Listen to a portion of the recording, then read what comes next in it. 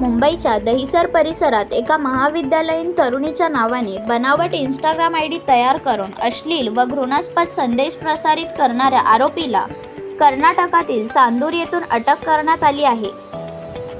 फिर्यादीने Dahisar police ठाण्यात तक्रार दाखल केल्यानंतर तांत्रिक तपास करून आरोपीचा शोध घेतला।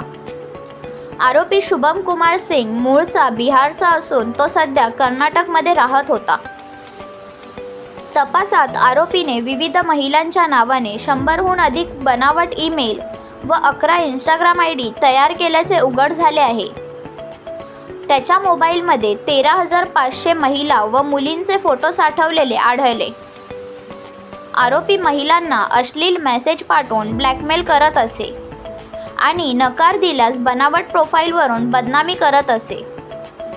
सदर आरोपी विरुद्ध IT कायद्यानुसार गुन्हा दाखल असून त्याला 16 जून 2025 पर्यंत पोलीस कोठडी सुनावण्यात आली आहे।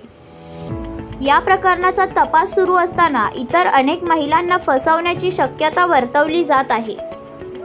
इंस्टाग्राम या सोशल मीडिया साइटवरून महिला फिर्यादी यांचे नाव व फोटो वापरून बनावट ID तयार करून त्यावर अश्लील व घृणास्पद मेसेज प्रसारित केल्याबाबत दिनांक 31/1/2025 रोजी एका महिलेच्या तक्रारीवरून पोलिसांना गुन्हा दाखल करण्यात आला होता।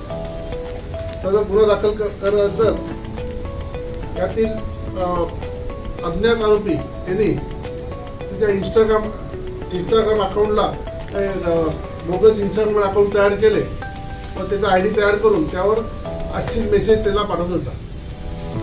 त्याबाबत यातील API दांडगे यांनी फेसबुक व इतर समाज माध्यमांशी कॉन्टॅक्ट करून त्याचे नाव पत्ता मिळाला। त्याचं नाव शुभम कुमार मनोज सिंग, उमर वर्ष 25, राहणार बिहार, तो सध्या कर्नाटक येथे सानंदा येथे वॉचमनचे काम करतो आहे।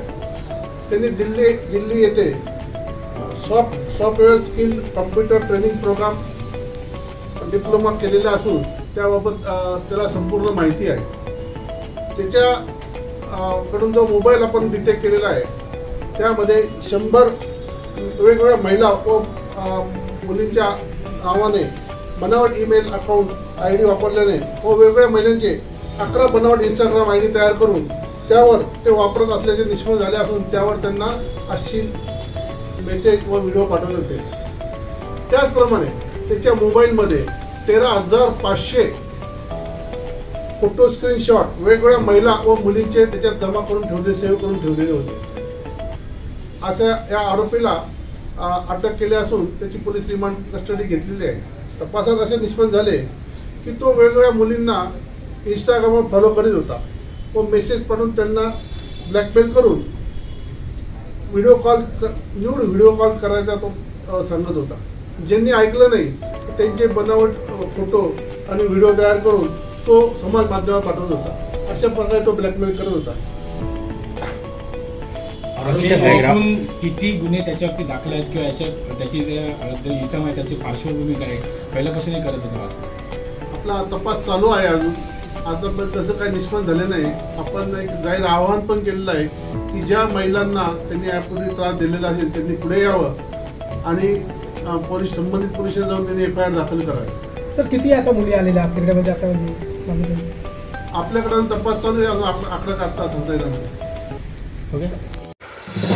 नवीन घडामोडी पाहण्यासाठी आजच आम्ही मुंबईकर 24 तासला लाईक करा, सबस्क्राईब करा आणि अपडेट रहा।